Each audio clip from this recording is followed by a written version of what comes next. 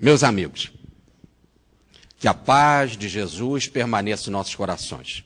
Uma alegria, mais uma vez, estarmos reunidos num encontro para estudarmos a magnífica obra Os Quatro Evangelhos de Rustem. Hoje, o nosso tema é fazer uma ponte evangélica entre as diversas correntes e a obra de Rustem. E o tema que nós vamos fazer dessas múltiplas possibilidades é sobre Maria, Mãe Zelosa. Mas como também Maria, Mãe Zelosa tem múltiplas possibilidades, eu vou focar num item, que é o rogai por nós na hora da nossa morte. Se Maria é realmente o espírito dessa grandeza, ela tem esta força para rogar por nós na hora da nossa morte, ela é mãe zelosa na hora da nossa morte. Então esse é o tema, evidentemente, que todo alicerçado na obra de Rustem. Mas como esta frase, rogai por nós, agora e na hora da nossa morte, pertence a uma das orações mais conhecidas do mundo, que é a Ave Maria, e que é notadamente católica, então nós temos que abrir aqui um parênteses para entender essas possibilidades e a importância dessa oração. Para isso nós vamos nos recorrer de Rustem, que vai dizer o seguinte: esta obra, que é os Quatro Evangelhos, oferece aos homens atuais o que eles podem receber e suportar na medida de suas forças, já que o adquiriram e que ainda adquirirão. É o primeiro plano da obra do Espírito de Verdade, que é o nome do nosso encontro.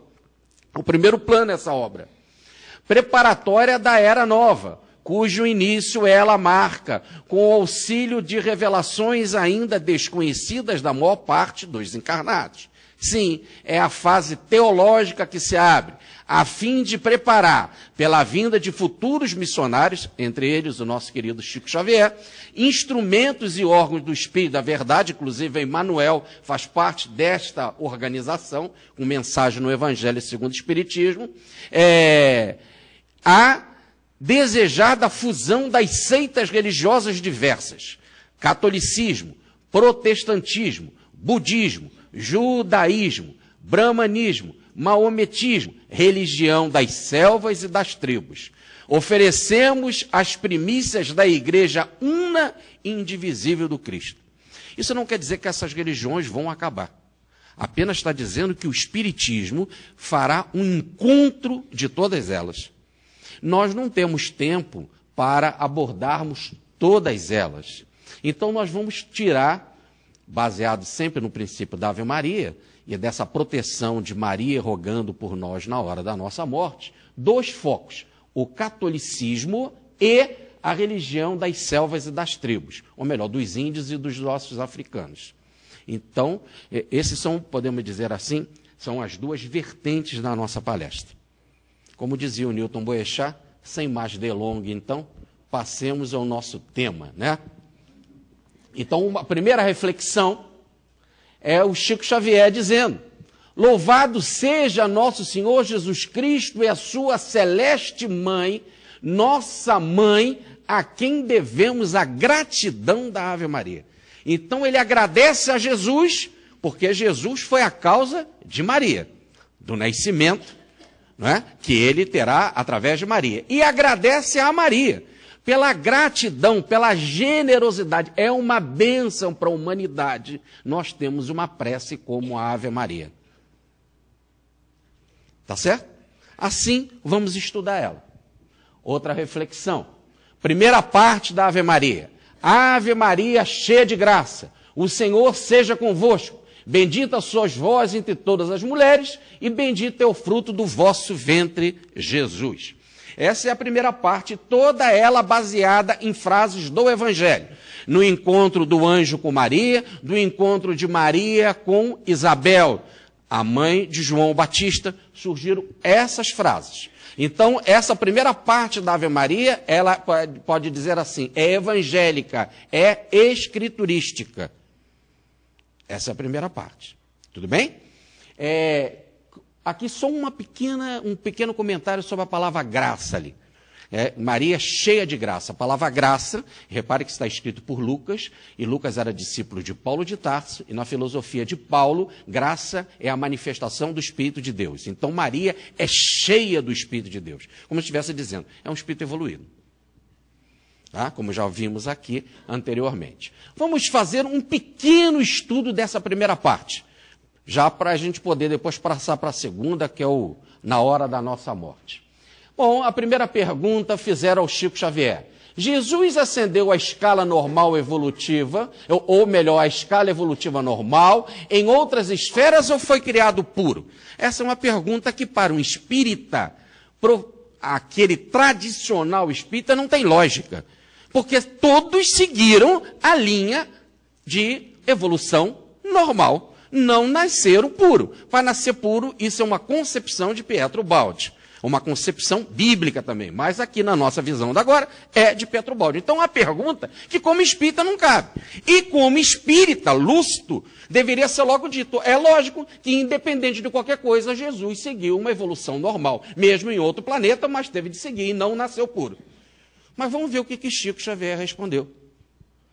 Sempre que indagamos sobre isso aos amigos espirituais, não sei se por reverência ou porque eles consideram oportuno adiar para nós o total conhecimento da verdade. Há necessidade de mais tempo para isso.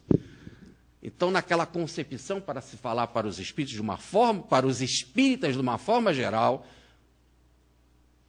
não foi dada uma resposta definitiva. Por quê? Há necessidade de um maior tempo. Um maior tempo para quê? Para dizer que ele nasceu normalmente igual a todos nós? Mas isso já foi dito. Isso é o que é dito todo dia em tudo que é centro espírita, em tudo que é livre espírita.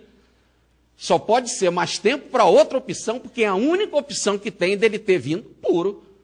Porque se for para outra do que ele veio normal, mineral, vegetal, animal, e passou aqui pela Terra, mundo de expiação e prova, ou em outro planeta, isso é o que se fala sempre. Então, a opção é que é espírito puro. Continua o Chico.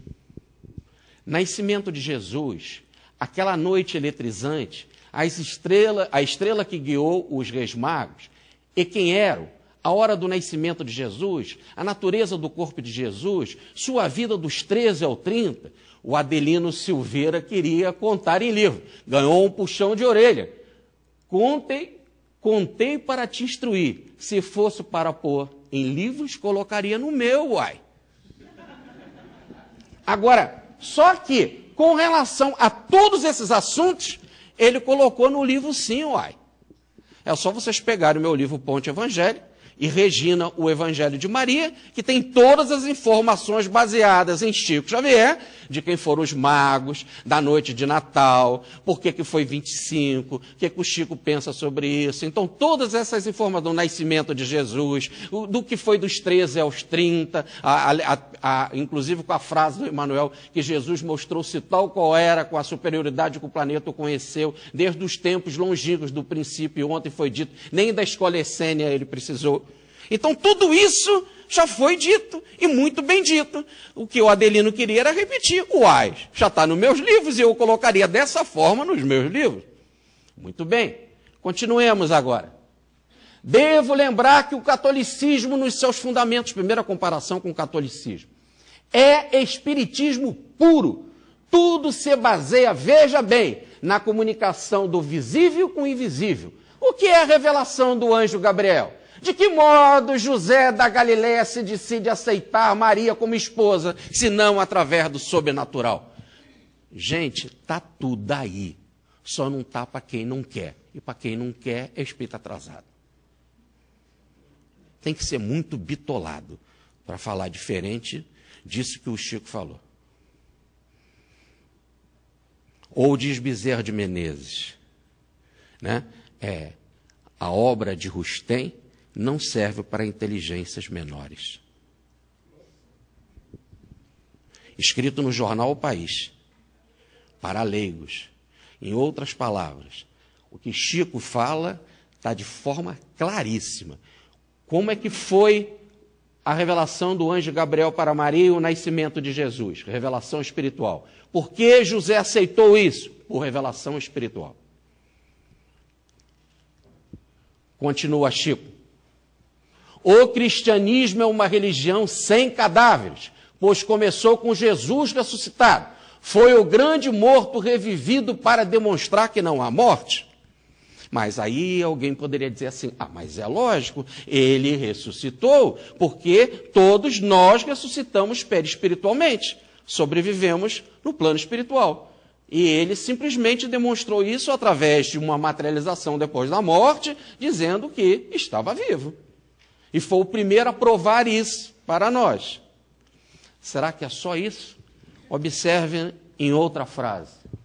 No futuro, Espiritismo e Igreja Católica não serão religiões paralelas. Elas se encontrarão. Isso não quer dizer que serão as mesmas. Cada um na sua. Mas vão se encontrar, o encontro de ideias. E como estará dependendo das autoridades que fizerem este benefício à humanidade. É um benefício. Porque a igreja, com a graça de Deus, um dia vai aceitar o estudo da mediunidade, a reencarnação e a comunicação dos espíritos, porque isso está na própria sobrevivência do cristianismo. O primeiro que ressuscitou e mostrou que não havia morte foi Jesus. Agora, com o primeiro, acabou aquela outra tese. Ressuscitou no sentido de que todo mundo ressuscita, no sentido de que todo mundo sobrevive. Não, aqui não é isso. Porque antes de Jesus, pessoas morreram e sobreviveram. Depois de Jesus, pessoas morreram e sobreviveram. Ele está dizendo que foi o primeiro. Para ser o primeiro é porque ele está dizendo que é de corpo. E de corpo só poderia ser um corpo especial. Por isso que ele teve um nascimento especial. Só houve ressurreição porque houve um nascimento especial. Aliás, o alfa e o ômega, a cobra mordendo o seu rabo. Está tudo unido. Sem o primeiro, o nascimento excepcional, não poderia ter uma ressurreição, ou melhor, uma morte especial. Tudo bem? Já estamos quase terminando o estudo da primeira parte. Olhem bem o seguinte.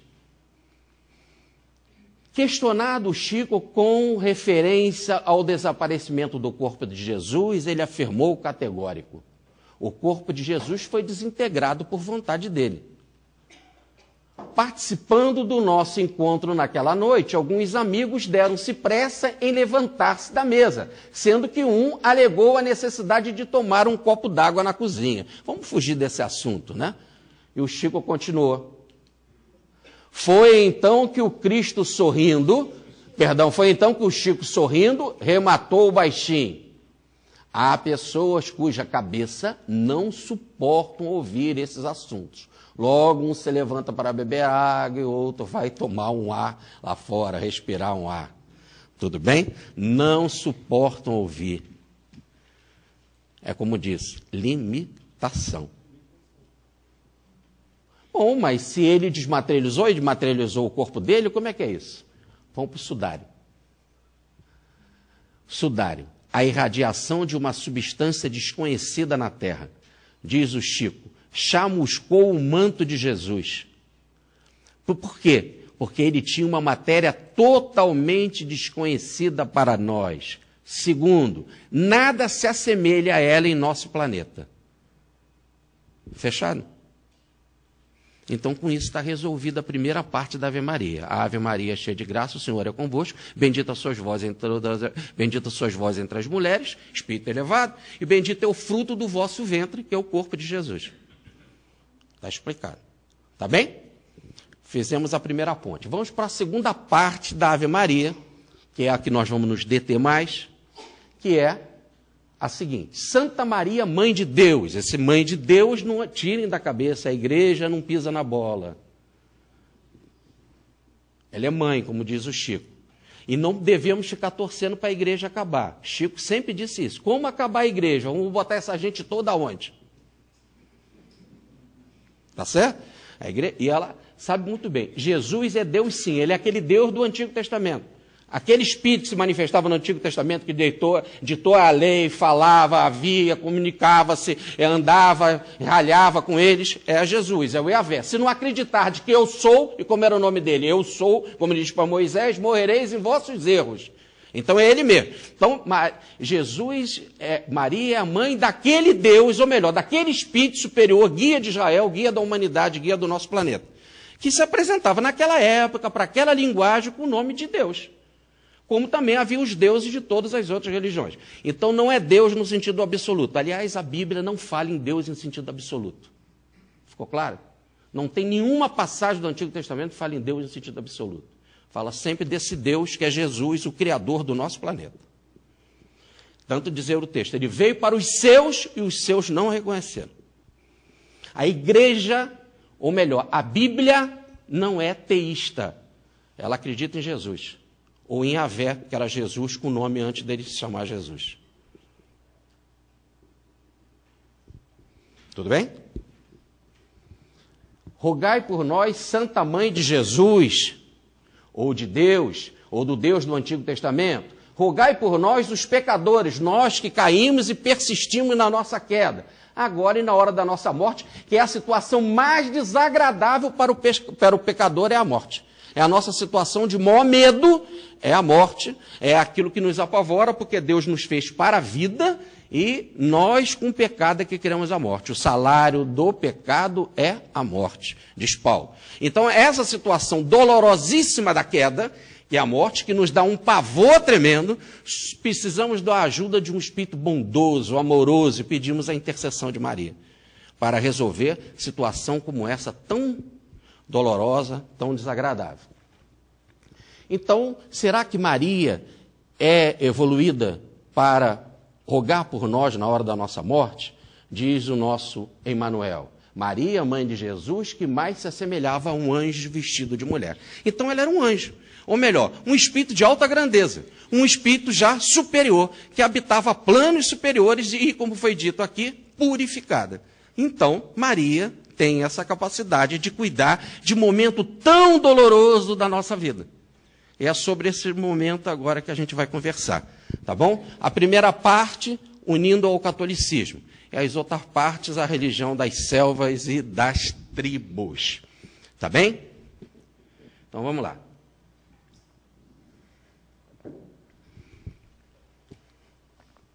Vamos dividir a nossa palestra com a introdução que já fizemos, o caso de João Carlos, o caso Ulisses, o caso Clara Nunes e o caso Nossa Senhora da Abadia. Vamos lá. Uma introdução. Diga às mães que a Mãe Santíssima está sempre ao lado de Jesus. Vamos pedir à Mãe Santíssima que ela interceda por nós junto a Jesus. E ele, como bom filho, não deixará de atender ao pedido de mãe, disse Chico Xavier. Vamos interceder. Vamos pedir às mães.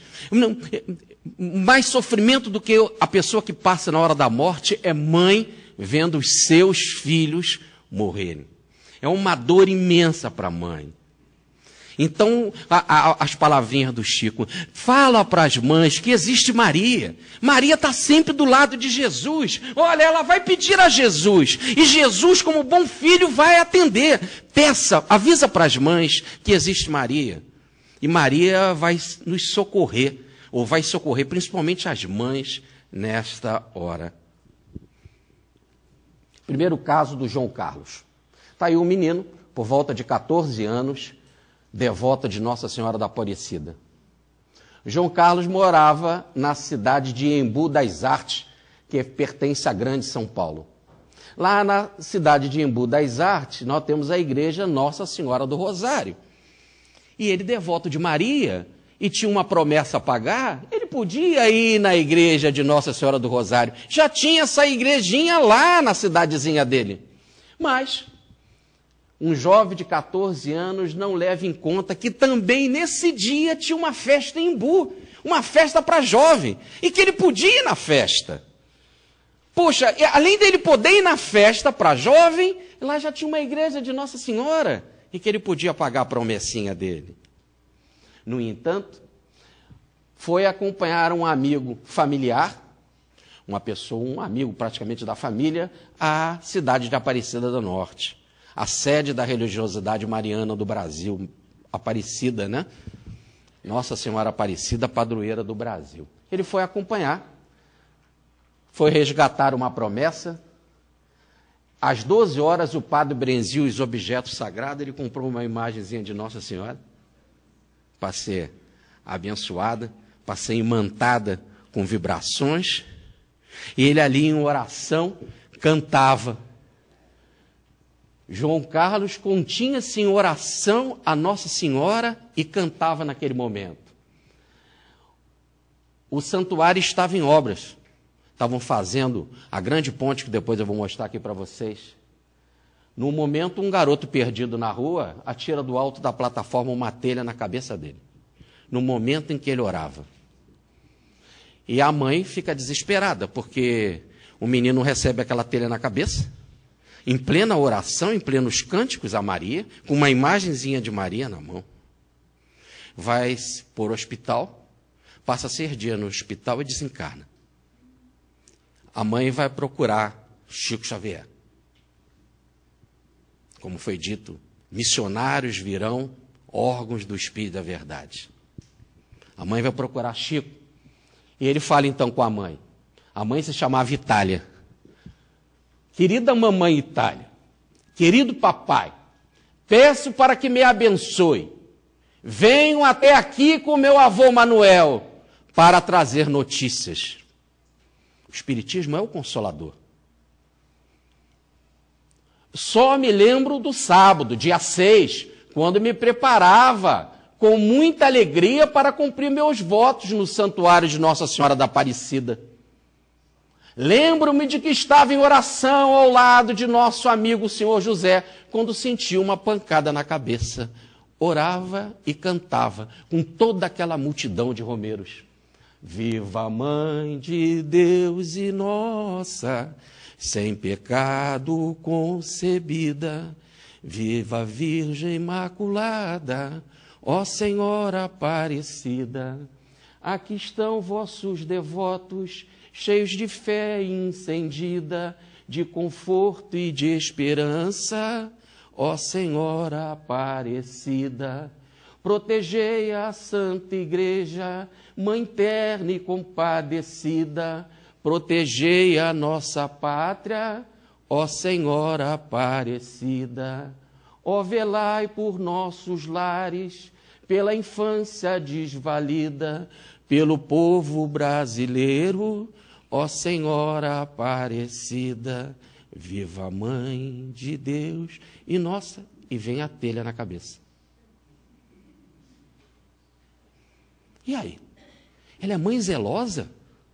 Mas ele estava orando para Maria, estava cantando para Maria, deixou uma festa em Embu. Era um jovem. Mãe é zelosa? Maria é zelosa? Continua a mensagem. Não pude me sustentar em pé quando recebi aquela pancada na cabeça. Recordo que me carregaram para um hospital, mas nada lembro, senão que dormi. Graças a Deus, pensando nas orações. Que lindo, né? Bom, aqui é a primeira revelação e não vou falar mais. Isso é básico. Todo mundo desencarna assim, dorme. Depois que dorme, sonha. E esse sonho começa a se misturar com realidade. E daqui a pouco tu não sabe se está sonhando, se é real. E gradativamente, porque a verdade não pode ser um choque, como disse o nosso Ariston, aí gradativamente você percebe que está desencarnado. Esse é o básico, esse é o normal. Tá certo? Quando não acontece assim, é por resistência nossa, de muita maldade que nós não queremos. Não toco mais. Aí vocês vão ver várias vezes passagens como essa, em que nós vamos passar por cima, tá bem? Está aí a ponte que eu falei para vocês, ele estava aqui na beira da igreja, quando a telha caiu, ele desencarnou. Acordei num lugar de muito repouso, e 2 amigos me disseram ser o vovô Manuel e o bisavô Frederico. Eu estava na posição de um doente anestesiado, sempre assim, é a misericórdia divina na hora da morte. Até que aos poucos fui reconhecendo a vida nova em que me achava. É gradativo. Por isso que teve que ter a palestra do Ariston primeiro para falar isso.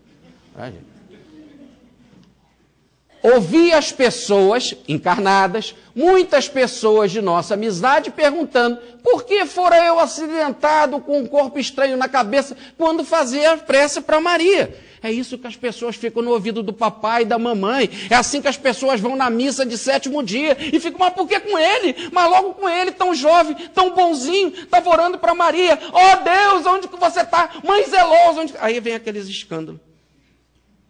E era isso que diziam. E ele ouvia isso na espiritualidade, as pessoas querendo dizer isso.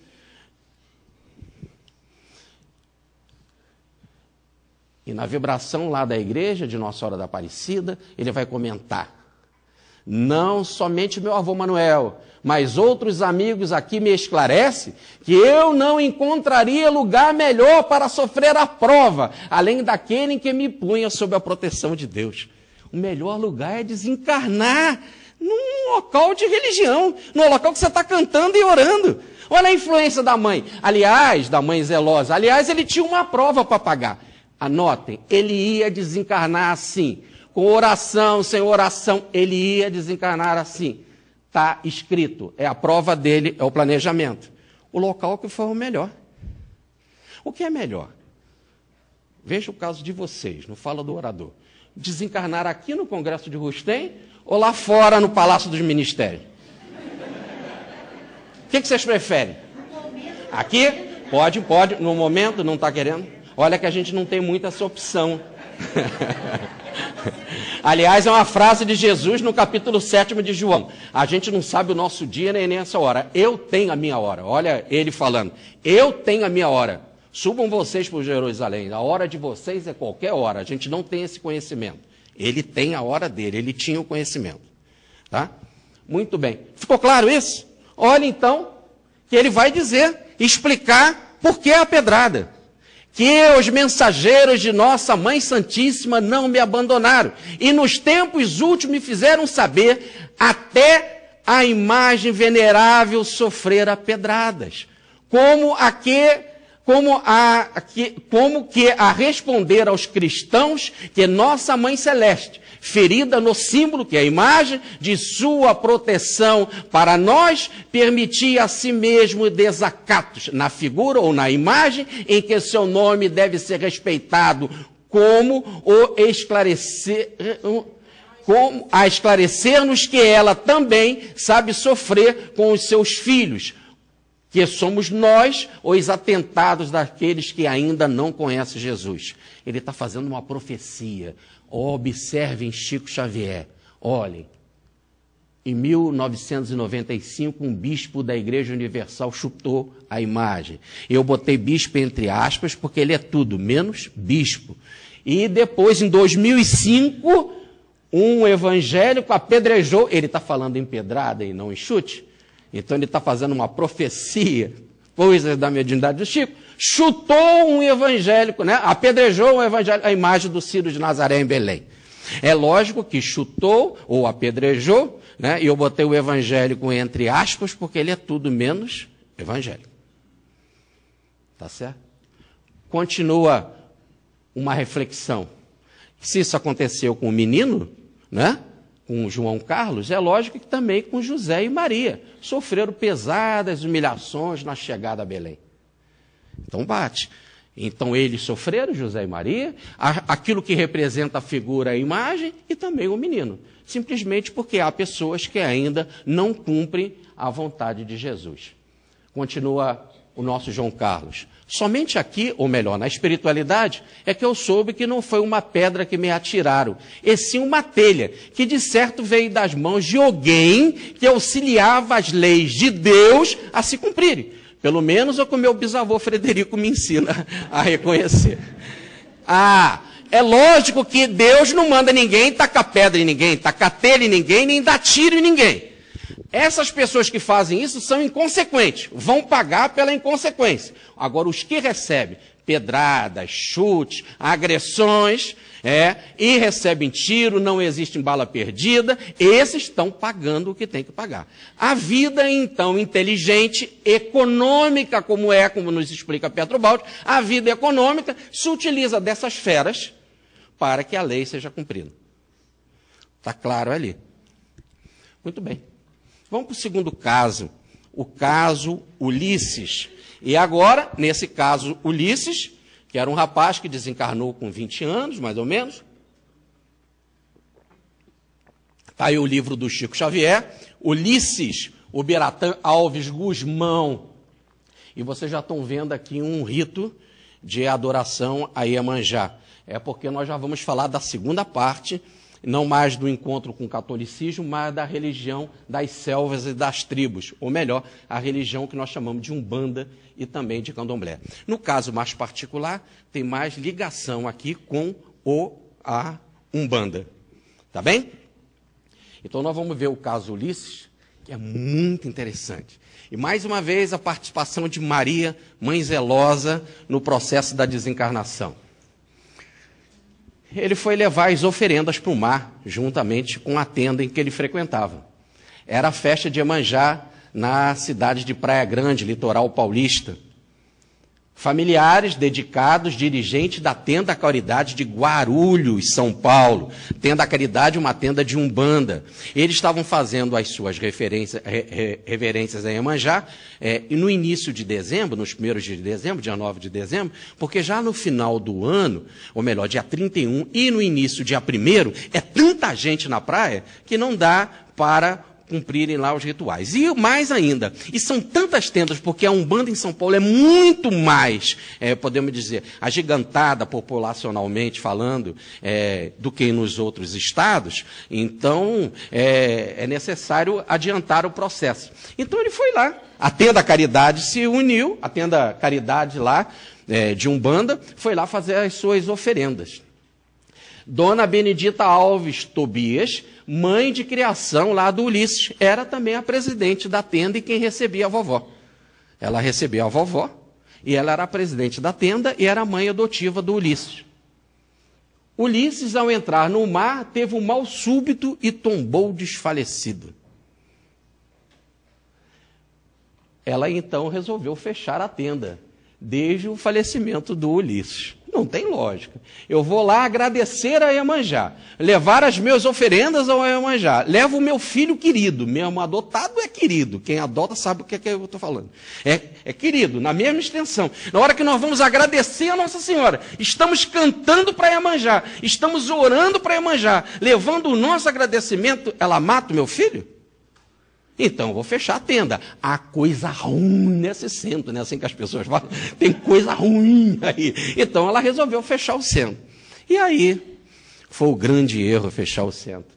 Acompanhamos. Essa coisa de que parece que Iemanjá é negativa é da coisa do popular. Tem até uma música que diz, adeus, meu amor, não me espera, porque eu já vou me embora por reino que esconde tesouros. Vê minha senhora, vestia colares de concha, para a vida passar e deixa de olhar para os veleiros. Adeus, meu amor, eu não vou mais voltar. Quer dizer, parece que Iemanjá, ela é meia descuidada, fica olhando para as suas belezas, para os seus colares e não toma conta dos veleiros.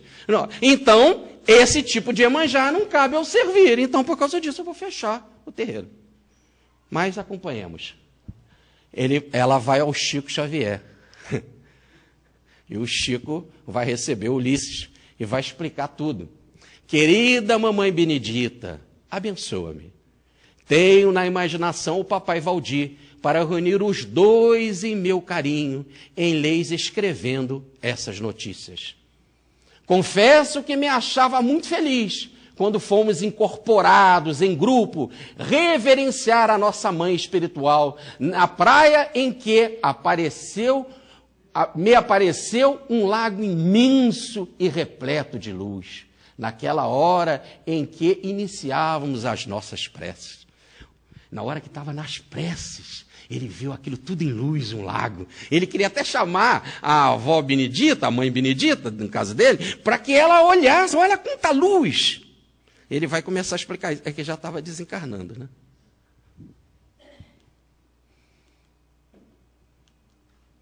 Levei a mão ao peito como se quisesse prender o meu coração que pulsava desordenado.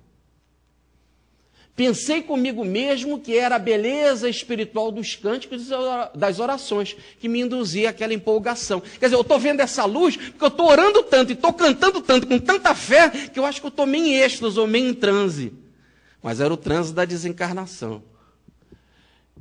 Eles estavam cantando músicas como essa que eu quis colocar, que tem tudo a ver com Pingo d'Água, por isso que ele fez a palestra antes, né? É um canto de Umbanda muito interessante, que diz assim: as águas vêm descendo pelas serras, vêm rolando pelos rios e desaguam no mar. As águas vêm descendo pela serra, vêm rolando pelos rios e desaguam no mar. Oi leva, numa marola, uma rosa branca, minha mãe Iemanjá.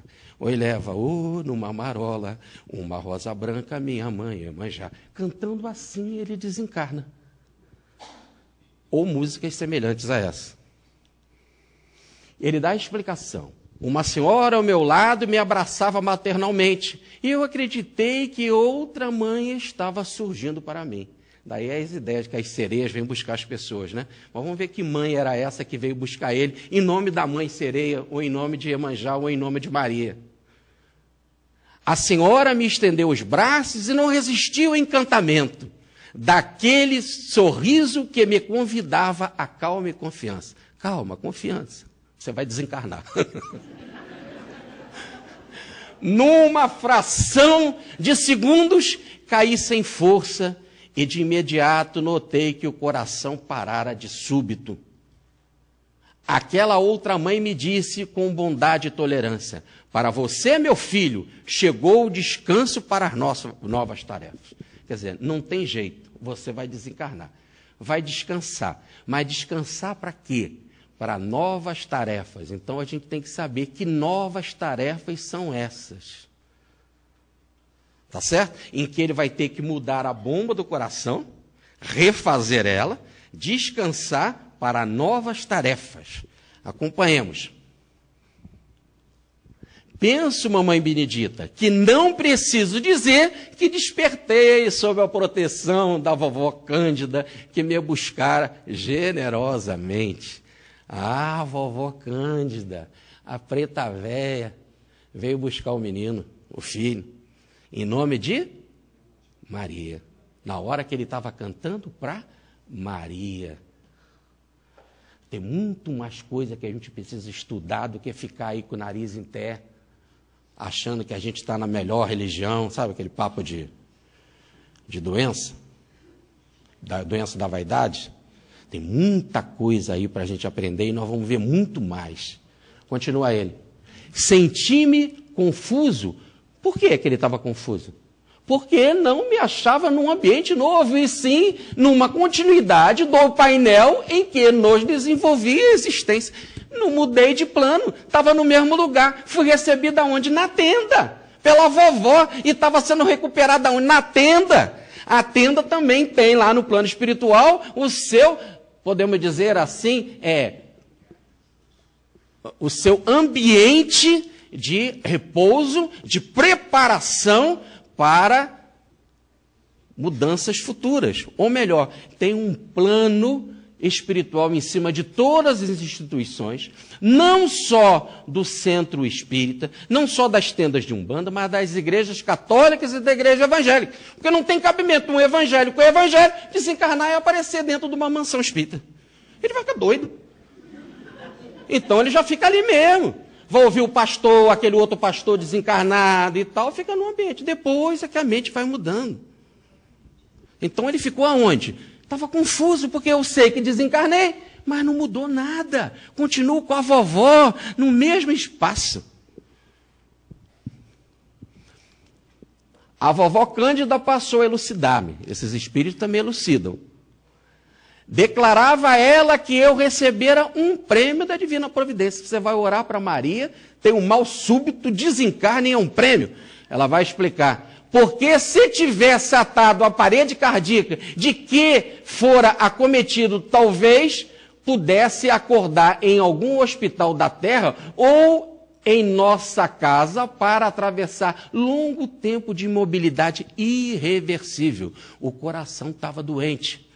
O modelo organizador biológico, que é o perispírito, plasmou um coração doente, como se fosse o mata-borrão. O corpo estava fazendo esse processo de limpeza, de purificação. A máquina física não ia continuar. Foi uma benção ele ter desencarnado assim. E ainda mais em oração para Maria. Continua ele. Hoje, a vovó Cândida me recomenda indagar do seu coração por que motivo a senhora brigou com os nossos protetores, encerrando as nossas atividades, as nossas reuniões. Porque eu desencarnei na praia na hora que estava cantando, você fecha a tenda. Então você frequenta o centro espírita, desencarna, fecha o centro espírita. Porque um desencarna, você fecha a igreja católica, fecha a... Por quê? Porque brigou com os protetores. Além do mais, você não acreditava em Iemanjá? Você não acreditava em Nossa Senhora? Você não acreditava na vovó Cândida? Tu não recebia ela? Tu não sabia que o espírito continua ou não? Ou era animismo? Se você sabia que o espírito continua, porque você dava passagem para eles. Então você acredita na imortalidade, você não acredita que eu estou vivo? Precisava ir no Chico Xavier para ouvir essa repreensão? Tem fé ou não? Acredita na imortalidade ou não? Acredita em Maria ou não? Você não foi saudar Maria? Não foi levar presentes, oferendas e agradecimentos a Maria? Aí Iemanjá não acredita nisso. Brigou com os nossos protetores. Mamãe, o seu espírito de trabalho não se compadece com essa omissão. Volte, querida mãezinha benedita, às tarefas da caridade, porque o bem a favor dos necessitados vem de mais alto. O bem a favor dos necessitados não vem de Pietro Baldi, não vem de Bezerra de Menezes, não vem de Rustei, não vem de vovó Cândida, não vem de Bezerra de Menezes. Vem do mais alto, o Espírito de verdade, o nome desse encontro, que é Jesus. O Deus, ou Yahvé, do nosso planeta. O nosso pai adotivo, como diz Paulo na sua carta aos Efésios. E ele então vai dizer: reúna a nossa família de amigos e companheiros e abra uma vaga para mim. Vou trabalhar lá mediunicamente, ó, de modo que eu consiga estar perto de sua presença. Eu vou usar a sua mediunidade. Ó. Ainda sou inexperiente e preciso aprender a servir. Viram as novas tarefas? Agora eu vou desencarnar, você abre a tenda e eu vou aparecer. E talvez lá não com o nome de Ulisses, mas com o nome de Caboclo. Caboclo das 7 alguma coisa, das penas tais. Tá certo? Ou com um cigano tal. Não é assim? Porque há a necessidade de haver uma compatibilidade do nome com a religião. Abra a tenda, eu vou voltar, mãe. Eu preciso de você. Sou inexperiente. Vai me deixar assim inexperiente? Preciso da tua mediunidade. Peço-lhe tanto quanto ao papai Valdir, para que as nossas tarefas de auxílio aos sofredores sejam reiniciadas. Está mandando formar um centro kardencista? Não. Não, reiniciado. A mesma tenda, do mesmo jeito, com a mesma vovó, sob a mesma proteção, do mesmo jeito, cada um na sua medida, cada um no seu tamanho, cada um com a necessidade. Mas em todos os casos, seja lá que religião for, o objetivo, evangélico, católico, umbanda, candomblé, qualquer uma, o objetivo é auxílio aos sofredores. A nossa felicidade se fechou quando seu coração querido cerrou as portas da vida íntima ao trabalho da fé. Foi quando você fechou a porta lá da tenda que a nossa felicidade acabou. A minha, por ver a sua infelicidade, a sua falta de fé. A minha, por não poder continuar o trabalho mediúnico que eu preciso de você. E segundo, o teu desespero. Caiu na infelicidade. E graças a Deus, o nosso Chico Xavier, inspirado pela proteção de Bezerra de Menezes, que é quem cuida desse tipo de recebimento de mensagens, está sob a tarefa de Bezerra de Menezes, e não do nosso querido Emmanuel, é o Chico Xavier que abriu as portas para que a dona Benedita compreendesse e reiniciasse os trabalhos.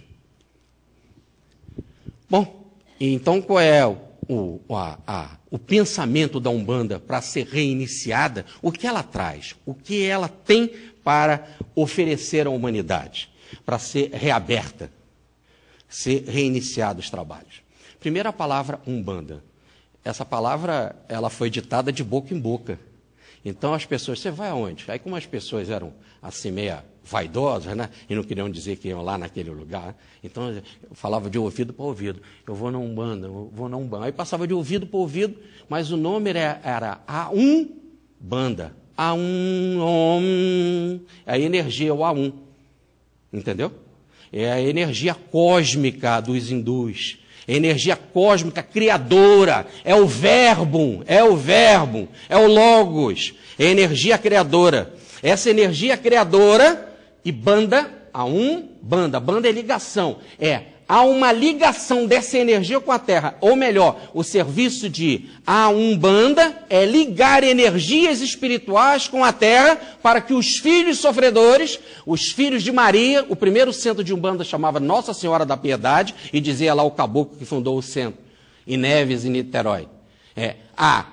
O objetivo era que se chamaria Nossa Senhora da Piedade, porque como Maria recebeu na cruz o seu filho em dor, a tenda estava aberta para receber, como Maria, nos seus braços, todos os filhos sofredores. Por isso chamava Nossa Senhora da Piedade. Foi fundada no dia 16 de novembro de 1908, bem antes do meu aniversário, que também é 16 de novembro, sabe, Felipe? E então, 16 é um pouco antes, bem antes. Só existe a brasileira. A religião de Umbanda foi fundada nessa data. Foi fundada precisamente nessa data, tá bem? No caso, então, a ideia é transmitir energia espiritual para a Terra. E esse trabalho é um trabalho do astral, sob a supervisão espiritual de Jesus. Por isso que diz o hino dela. Refletiu a luz divina com todo o seu esplendor. É do reino de Oxalá, onde há paz e amor. Luz que refletiu na terra, luz que refletiu no mar, luz que veio de Aruanda para todos iluminar. A Umbanda é paz e amor, é um mundo cheio de luz, é a força que nos dá vida e a grandeza nos conduz. Avantes, filhos de fé, como a nossa lei não há, levando ao mundo inteiro a bandeira de Oxalá, levando ao mundo inteiro a bandeira de Oxalá. E hoje tem centros de Umbanda na Argentina e, pasmem, em festa com flores no mar, independente de tsunami no Japão. E é muito legal ver japonês incorporado de preta véia. Muito legal.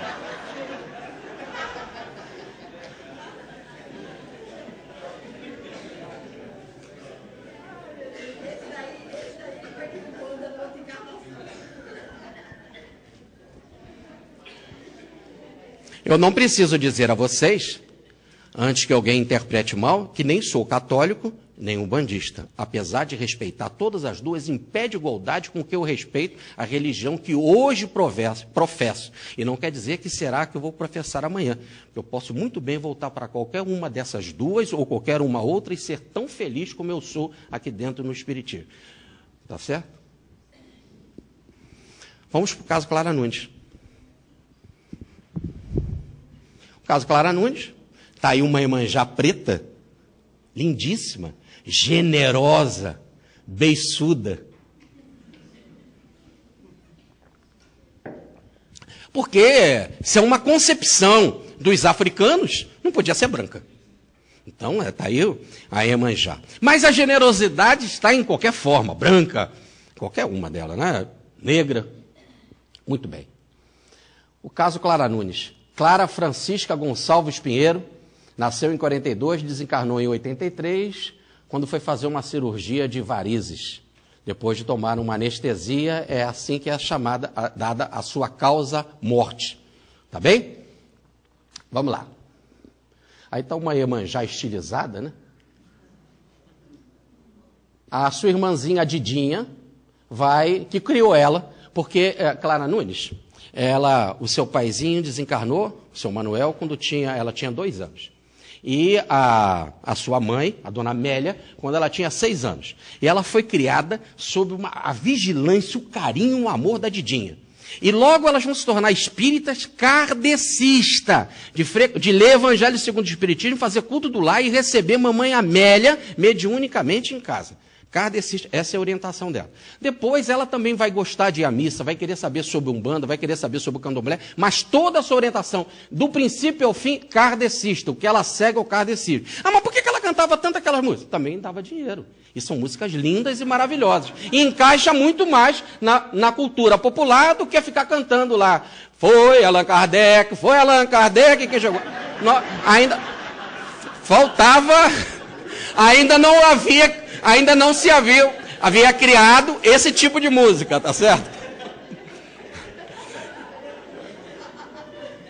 Vocês estão rindo? Não ri. É fácil não. Superar o pingo d'água do Ariston não é fácil. Mas a gente luta, né?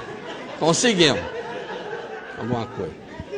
Mas vamos lá. A Didinha vai procurar quem? O nosso Chico Xavier. Aquele instrumento, né, do Espírito de Verdade. Está lá a Didinha. Ela cuidou da Clara, né? Mãe querida agora, mãe adotiva. Puxa, quero ir atrás de Clara. Vamos procurar Chico. Querida Maria, era o nome dela, Didinha. Eu pressentia que o encontro através de notícias seria primeiramente com você. Somente você teria suficiente disposição para viajar de Caetanópolis, onde ela nasceu, que antes se chamava Paraopeba, perto lá de Pedro Leopoldo e Uberaba, perto de Pedro Leopoldo e Belo Horizonte, uns 100 quilômetros mais ou menos.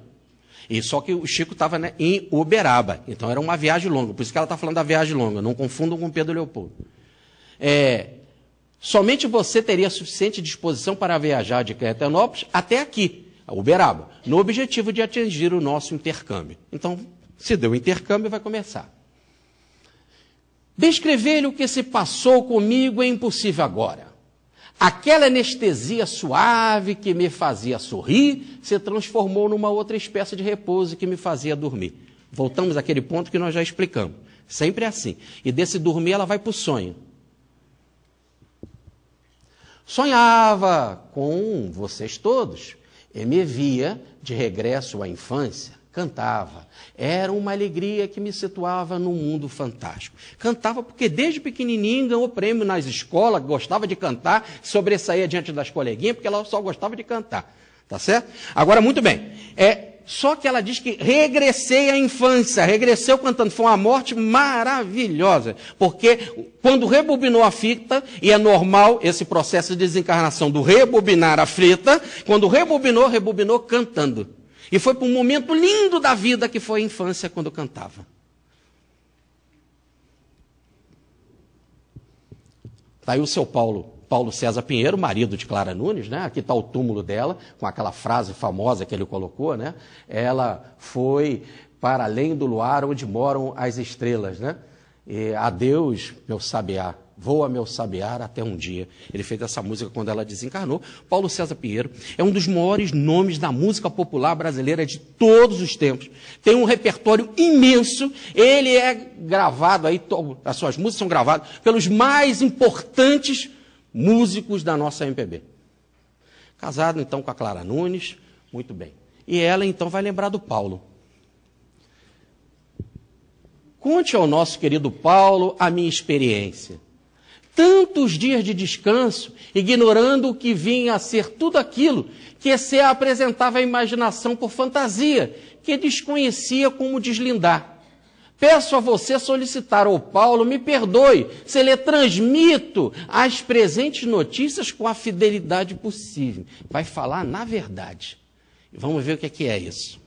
Mas antes, eu queria fazer uma recordação, quando o Paulo então canta, né? Um dia, um ser de luz nasceu numa cidade do interior, onde chegava e espantava a dor com a força do seu cantar. Sabiá, que falta faz sua alegria, sem você, meu canto agora é só melancolia. Por que melancolia? Ela desencarnou, ele ficou melancólico. só que casou com a Luciana Rabelo. E casou rápido. E casou rápido com a Luciana Rabelo, que é irmã do grande Rafael Rabelo, grande homem do cavaco e do violão, e casada, e irmã também da Amélia Rabelo, que encheram a vida de Paulo de música. E como vocês queriam que o Paulo vivesse? Sem música e sem Clara. Melancólico. Então casou com a Luciana. O homem tem que fazer assim. Morreu a mulher, casa rápido. Não fica melancólico. E eu me lembro de um amigo meu, que foi no meu casamento, que era da Federação Espírita de Niterói, que a claridade pede para a gente não declinar o nome. Naquela época ainda existia a Federação Espírita no estado do Rio de Janeiro. Né? E esse amigo, de repente, sumiu. E eu comecei a ligar para a casa dele e as pessoas, não é aqui, não mora aqui, não está aqui. E me tratavam mal. Até que eu insisti, falei, eu quero falar com ele. Não está mais aqui, foi para Pernambuco. E eu, sem orientação, naquela época era catálogo mesmo, procurei no catálogo, liguei para lá, etc. Falei com a telefonista e pá, achamos lá o nome dele na lista telefônica. E liguei para ele. E foi uma festa. Ei, Jorge, como você me encontrou aqui? O que houve? Eu estou ligando lá para sua casa, as pessoas lá não me atendem bem, ninguém quer dizer nada sobre você. Ah, são os meus filhos, estão muito chateados. Porque quando a minha mulher morreu, eu casei logo imediato. Um mês depois eu casei. E aí eles não gostam de mim. Você acha errado, Jorge? Eu não acho nada, rapaz. Você está feliz? Eu estou. Jorge, olhe bem. Eu procurava minhas meias, não achava. Agora estão tudo enroladinha na gaveta. Tudo dobradinha, certinha. Tu imagina o cara que quer procurar a gaveta. Ah, procurar meia, não acha. Ah, botar a gaveta, não acha. Vai em casa. Resolve a parada. Tá certo? Então ele estava melancólico. E aí casou com quem? Com a Luciana Rabelo. Encheu ele de música. É participação de Maria, generosa na vida da gente. E participação de Clara Nunes, trazendo almas assim para a vida da pessoa.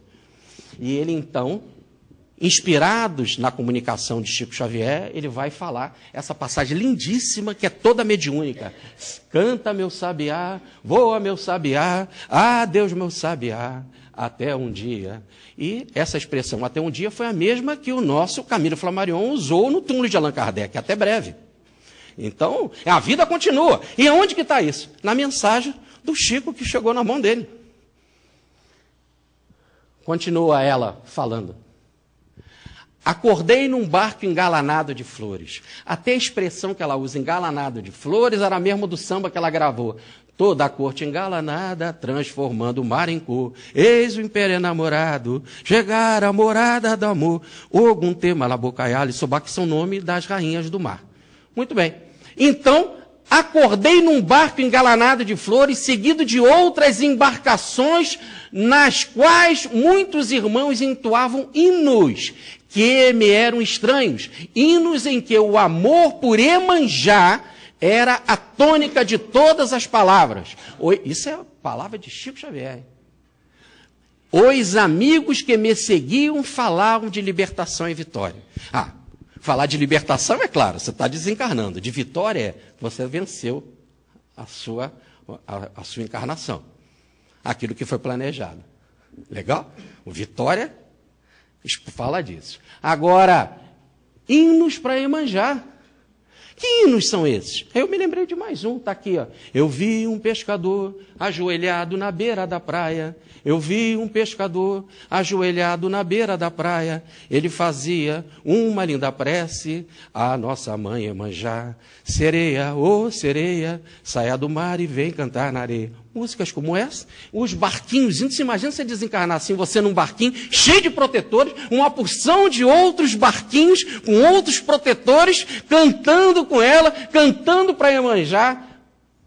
Mãe zelosa, ficou claro? Rogai por nós na hora da nossa morte. Agradeçamos a Jesus e a Maria pela Ave Maria.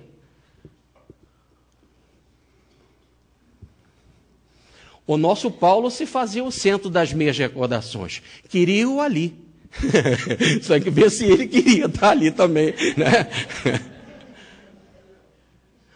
E aí? Senhor Ariston, me responda.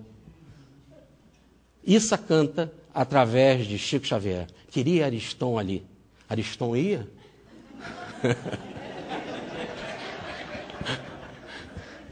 Muito bem. O nosso Paulo se fazia o centro de minhas recordações. Queriam ali, naquela abordagem maravilhosa, pois os barcos se abeiravam de certa praia encantadoramente enfeitada, de verdes, nas plantas bravas que a guarneciam. E aí vai aparecer um espírito imenso, maravilhoso na vida dela e que ela cantava, repare. Quando o barco que me conduzia ancorou suavemente, uma entidade de grande porte se dirigiu a mim com paternal bondade e me convidou a pisar em terra firme. Aí vocês vão ver que entidade é essa, já já ela vai dizer aonde que ele mora, aonde que essa entidade mora. E automaticamente te leva para aquela passagem. Foi Beira-Mar quem chamou mesmo. Foi Beira-Mar. Muito bem. Ali estavam meu pai Manuel e a minha mamãe Amélia, lá na terra firme. A entidade poderosa, vieram do barco cantando, apanharam ela e entregaram para o papai e para a mamãe. Papai e mamãe, que davam as comunicações, a mamãe Amélia, né? Lá do kardecismo, lá do Evangelho segundo o Espiritismo, do culto do Evangelho no lar. Imagina o impacto, imagina a vitória. Os abraços que nos assinalavam, as lágrimas de alegria pareciam sem fim. Né? Agarrar papai e mamãe, abraçava caramba, uma farra, né? Uma farra astral. Está aí a certidão, o nome do papai, ó, Chica danado, né? Papai Manuel, mamãe Amélia, ela nasceu mesmo lá em Paraopeba, que hoje é o Caeternópolis, que depois mudou de nome. Muito bem. Agora, há entidades que trouxeram ela, inclusive aquela principal de grande porte, vai voltar para o fundo do mar. Ah, então tem entidades de grande porte e outras que moram no fundo do mar. E quando os nossos irmãos de Umbanda e de Candomblé e de outras religiões vão saudar a Iemanjá e outros orixás na beira do mar e veem entidades, elas estão na sua ambiência. E quando o Espiritismo nos fala, através do nosso querido André Luiz, ou mesmo de Dr. Bezerra, no livro Voltei, de Irmão Jacó, quando ele faz a desencarnação de Fred Figner, levando para a beira do mar, para apanhar fluidos do mar, porque diz André Luiz que água e movimento espalha a bênção, e água e movimento carrega fluidos negativos, por isso que não há nada melhor do que orar cantando, tomando banho. Você recebe um impacto fluídico imenso. Tá certo? Nesse caso, as entidades vão voltar para o mar. Então, tudo isso tem que deixar de ser misterioso e a gente começar a estudar outra vez. Por isso que diz a música, o mar misterioso, mar, que vem do horizonte, é o berço da sereia, lendário e fascinante. Nós temos que tirar a lenda e ver o que significa, e o Chico Xavier vai explicar. Ali, lá com a mamãe e com o papai, passei o convívio dos meus pais, e os meus guardiões retornaram para alto mar. Residência deles. Tudo bem? Agora ela continua. Peço a você confortar o nosso Paulo e dizer-lhe que não perdi o sonho do meu filhinho, que nascesse na terra de nossa união e de nosso amor. Porque o sonho de Clara Nunes era ter um filho. E ela não teve um filho. Mas agora ela mantém um sonho. Diga que não perdi o sonho. O futuro é luz de Deus. Quem sabe virá para nós uma vida renovada, diferente, na qual possamos realmente pertencermos para as minhas lindas realizações. E hoje, lá na cidade de Caeternópolis, ligado, anexo ao Centro Espírita Paulo de Tarso, existe a creche Clara Nunes. E agora as criancinhas, diante da imagem de Clara Nunes, ou da foto de Clara Nunes, cantam as músicas dela. Você imagina ela que tinha um sonho de ter um filho. Ela agora tem uma creche. Vale a pena desencarnar. Vale a pena. Ela agora tem uma creche e as criancinhas lá cantam as músicas dela. Vocês querem mais alegria? Uma vitória, como os espíritos falaram. Tá certo? A cigarra, continua ela pelo Chico, a cigarra, por vezes, canta com tanta persistência em louvor a Deus e à natureza, que se perde nas cordas que lhe coordenam a cantiga, caindo ao chão desencantada. Por que ela está fazendo essa comparação? Porque foi o disco que saiu antes dela desencarnar, chamado A Missão. E que tem a música A Missão, que fala da cigarra. E que diz que ela não teve tempo de trabalhar porque desencarnou. E nesse disco tem a música A Missão, que é o carro-chefe do disco, que fala dessa cigarra, que age assim, que era o caso dela. O próprio Paulo estava compondo aquilo que já ia acontecer com a desencarnação dela, e ela volta dizendo isso. E está aí a música, o meu canto é uma missão, tem a força de oração, e eu cumpro o meu dever, é missão. Por isso que o Espírito disse que foi vitória. Eu cumpro o meu dever, aos que vivem a chorar, eu vivo para cantar e canto para viver. Quando eu canto, a morte me percorre, e eu solto um canto da garganta, que a cigarra quando canta morre, e a madeira quando morre, canta. A cigarra de volta. E ela cantava, já anunciando a própria desencarnação dela. Era a música para a morte. E ela vai dizer isso. E pasmem, ela vai dizer que não morreu por causa da anestesia. Morreu por causa do coração, que não aguentou mais os cânticos maravilhosos, que tanto se abriu, mas tanto se abriu para cantar coisas maravilhosas, que depois não suportou mais entrar na grade física. E ela desencarnou. Acompanhe. O meu coração, da visa física, não suportou a extensão das melodias que me faziam viver. E, numa simples renovação para tratamento justo, cuidar de variz e da beleza é caridade. E ela mesmo dizia, cantora tem que ter perna bonita. Então, diz ela, é operação tratamento justo, me fez repousar nas maravilhas diferentes que eu fui conduzida. Então, que grande acontecimento aconteceu lá, foi no coração dela, que se expandiu tanto, e que a anestesia foi apenas um favorecimento para ela se desprender. E é tanto verdade, que ela mesma canta, galo cantou às 4 da manhã, céu azulou na linha do mar, vou-me embora desse mundo de ilusão, quem me vê sorrir, não há de me ver chorar. Vou-me embora desse mundo de ilusão, quem me vê sorrir, não há de me ver chorar. Existe música mais espírita do que essa? E não há de ver chorar, e não chorou, porque desencarnou, e inclusive com a informação de que estava cantando, recordando as músicas da infância. No entanto, há algo em Clara Nunes que abre muito mais o coração. Há algo nela que amplia de tal forma que o canto toma o coração num incêndio tal que realmente é difícil depois, num trânsito como esse, você faltar ao corpo. Como me falta gogó para isso, eu queria compartilhar esse momento com vocês, pedindo a Regina para me ajudar aqui. Você não é a Regina, não? Não, vem aqui em cima. O negócio de ficar embaixo é coisa de Salomão. Não quer fazer a palestra. Então, uma das explicações desse coração amplo de Clara Nunes está numa das composições mais lindas que ela deixou para nós, mostrando o que acontece realmente com o coração de quem vibra em amor. Eu vou pedir a Regina para dividir isso com vocês, tá? Eu vos peço a caridade, benevolência, indulgência e perdão, tá? Com a ajuda de vocês também, então. Raiou, resplandeceu, iluminou. Na barra do dia o canto do galo ecoou. A flor se abriu, a gota de orvalho brilhou quando a manhã surgiu.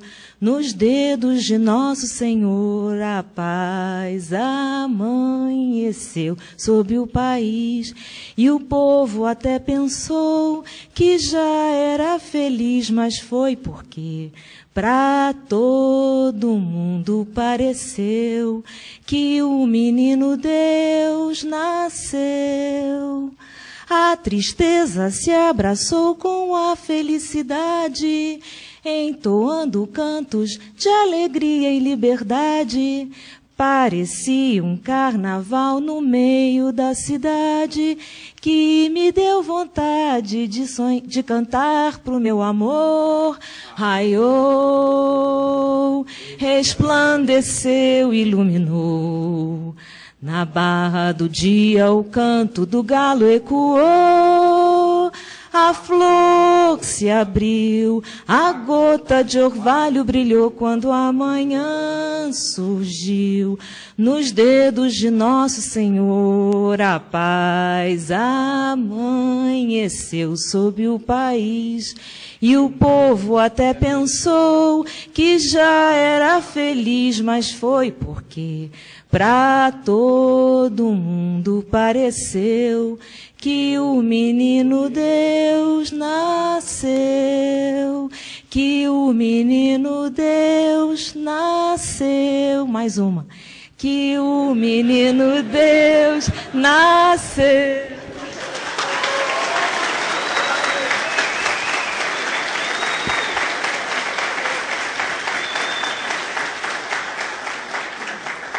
Depois eu só quero ver no final da palestra esse negócio de pausa aí. Pá. Tem o sumo tremendo dela. Ó, não precisa dizer que o menino Deus é o nascimento lá pela Maria, a primeira parte que nós estudamos da Ave Maria, né? Já explicamos o nascimento do menino Deus, quem é esse Deus, que é Jesus, não é isso? Muito bem. Então, vamos para o último caso, que é o caso Nossa Senhora da Abadia. Isso aconteceu já no finalzinho, nos últimos anos de Chico Xavier, aqui entre nós. Era o dia 15 de agosto de 1998. Faltava, então, 3 para 4 anos para a desencarnação dele. A Maria solicita ao Chico prestasse uma homenagem ao seu filho, nosso Senhor Jesus. Maria aparece para ele no dia de Nossa Senhora da Abadia, que é a padroeira de Uberaba. Nossa Senhora aparece para o Chico e diz: meu filho, presta uma homenagem ao meu filho Jesus. Olha o que vai acontecer. Chico, emocionado, via também a figura excelsa de Jesus, pedindo a ele que prestasse uma homenagem à sua mãe, a mãe de todas. Tem que prestar uma homenagem, a Maria pede ao filho. Aí o filho chega e diz: prestar uma homenagem à mãe. E aí quem deve? Como é que eu vou fazer? Aí aparece o doutor Bezerra de Menezes e elucida o caso. E o doutor Bezerra, segurando a emoção de Chico, Bezerra, o legionário, filho de Maria, né? Bezerra, segurando a emoção dele, diz assim: olha, tudo começou com Maria. Quando, lá nas bodas em Caná da Galileia, ela disse: falta vinho, meu filho. Ele disse: mas mãe, ainda não chegou a minha hora. E ela é mãe, né? Não chegou a hora, menino. Mandou os servos prepararem as talhas. Eram 6 talhas, 36 metretos, fazendo a conversão, dava cerca de 700 litros de vinho. E Jesus transformou a água em vinho. E foi o vinho mais generoso que nunca se tomou assim em Israel. E é interessante, e de graça. E interessante que na hora que ela manda preparar as talhas, ela fala para os servos, diz doutor Bezerra: fazei tudo quanto ele vos disser. Se fazei tudo quanto ele vos disser, não é para me obedecer, é para obedecer a Jesus. E se Jesus aparece mandando o Chico, prestar uma homenagem a Maria, ele tinha de obedecer a Jesus pela própria iniciativa de Maria. E ele faz isso. Chico, então, atende a Jesus e dita pela fala, psicofonia, pela fala, e que é dele, não é nem psicofonia, ele, a alma dele, atende a Jesus e dita pela fala uma revisitação da Ave Maria. Então ele faz uma Ave Maria. Só que, pela emoção, o impacto foi tal que algumas palavras ficaram engasgadas. Algumas palavras também ele não filtrou na grandeza que precisava ser filtrada. E o doutor Bezerra de Menezes, cerca de uns 2 meses e pouco depois, vem e, pelo lápis do Chico, ele agora mais emocionalmente equilibrado, vai ditar a coisa como deveria ser, ao pé da letra. E eu trouxe aqui para vocês, as próprias palavras de Bezerra de Menezes, na letrinha de Chico e na assinatura de Bezerra. Ave Maria, Mãe de Jesus, cheia de graças. Bendita seja entre as mulheres. Bendito seja o fruto divino do vosso divino ventre que nos trouxe Jesus. Assim seja com Jesus e por Jesus. O Senhor abençoe as nossas orações, pela tranquilidade de nossas legiões. Assim seja, Bezerra de Menezes. Então nós começamos com metade da Ave Maria, depois com a segunda parte, Bezerra vai reunir todas de uma vez só. E para não deixar de ser fluidista, ele vai falar do ventre divino dela e do fruto divino. Fruto é o corpo, o ventre é o ventre, só que é divino. Se é divino, não é físico, porque foi o ventre perispirítico de Maria, diz Rustem, quem deu os fluidos para formar o perispírito de Jesus. Logo, o fruto, o perispírito também divino ou espiritual. O ventre de Maria, fluidos espirituais. O fruto, o perispírito de Jesus, fluidos espirituais. Só depois, com esse perispírito fluídico, é que ele vai unir a vide e os trigais, o fluido, para formar o corpo físico ou materializado. Então, Bezerra pegou em detalhes, se não fosse Bezerra. Tá certo? Então, meus queridos, era isso daí que eu queria passar para vocês. Foi uma alegria estar aqui nesse encontro, é uma alegria falar de Maria, trazer essa alma bondosa e que ela inspire os nossos congressos, inspire a nossa vida, inspire os trabalhadores aqui que realizaram esse congresso abençoado, não é isso? Inspire o nosso querido Maurício Crispim para que ele prossiga em nome dessa mãe bondosa. Mais do que bondosa, essa mãe zelosa, que zela por nós com tanto carinho, com tanto cuidado, inclusive no momento mais importante, dadas as nossas fraquezas, nós pecadores que precisamos, que é agora e na hora da nossa morte. Entre as santas, mais santas foste ungida, Senhora da divina providência, cristal de rutilante transparência, que alumia e apacenta as nossas vidas. Nos jardins do Senhor foste escolhida, e apontada como anjo de clemência, para sofrer a cruz em coerência da humanidade em luta enraivecida. Virgem Maria, excelsa companheira, ai de nós, dadivosa mensageira, se não foras conosco no caminho. Ai de nós, se o teu hálito bendito não soprasse as correntes do infinito, se o teu manto não fosse o nosso ninho. Fique com Deus, muita paz e me incluo nas orações de vocês, tá?